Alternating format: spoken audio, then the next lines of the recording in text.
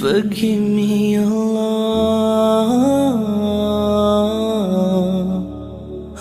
بسم اللہ الرحمن الرحیم۔ وضو کے اندر 4 فرائض ہیں، 13 سنتیں ہیں۔ یہ دین کا پریپ KG ہے۔ نماز میں 13 فرائض ہے، 14 واجبات ہیں، KG اور پریپ ہے، اس کا ہم کو علم نہیں۔ کتنے افسوس کی بات ہے۔ تو چہرہ دھونا، چہرہ آپ دھوئیں گے یہاں نرم حصے تک، کان کے لو سے لے کر دوسرے کان کے لو تک۔ جب چہرے پر آپ پانی ڈالیں اور داڑھی میں چہرہ نظر نہ آئے تو داڑھی کے اوپر پانی ڈالو بس۔ اور اگر چہرہ نظر آتا ہے داڑھی میں، گھنی نہیں ہے، تو پانی جڑوں تک پہنچانا لازم ہے، اور پہنچ جاتا ہے بار بار پانی مت ڈالو، پہنچ جاتا ہے۔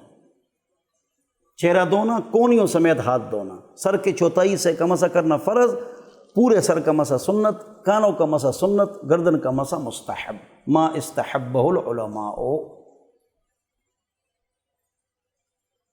اور پیروں کو دھونا ٹخنوں سمیت، یہ 4 فرائض۔ لا وضوء لمن لم یسمع، توضؤ بسم اللہ، جب آپ وضو کریں تو بسم اللہ پڑھیں، بغیر بسم اللہ کے وضو کا ثواب نہیں ہے۔ اور ہاتھ دھونا، کلی کرنا، ناک میں پانی ڈالنا، ہر عضو کو 3 مرتبہ دھونا یہ سنت ہے، 1 بار فرض ہے۔ اور داڑھی کا خلال کرنا، انگلیوں کا خلال کرنا، پیر کی انگلیوں کا خلال کرنا، مسواک کا اہتمام کرنا، پورے سر کا مسح کرنا، کانوں کا مسح کرنا۔ گردن کا جو مسح ہے نیچے آنا بدعت ہے، پیچھے سے شروع کرنا غلط ہے، لہٰذا یہاں پر یہ مستحب ہے۔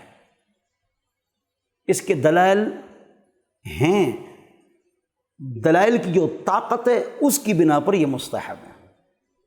جیسے ہمارے امام شافعی رحمہ اللہ، یہ حضرات فرماتے ہیں کہ بسم اللہ فرض اور واجب اور لازم ہے وضو سے پہلے، ورنہ وضو ہوتا ہی نہیں ہے، لیکن روایت ضعیف ہے، اجماعی طور پر ضعیف ہے۔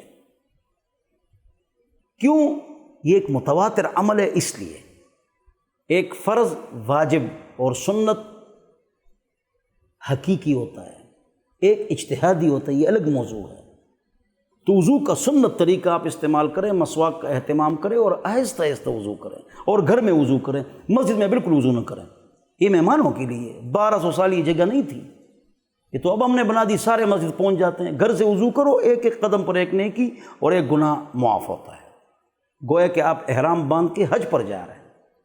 گھر میں وضو کرو، اور پانی کی صفات 3 ہیں، وہ میں نے مسئلہ آپ کو بتا دیا۔ اللہ مجھے اور آپ کو عمل کی توفیق عطا فرمائے۔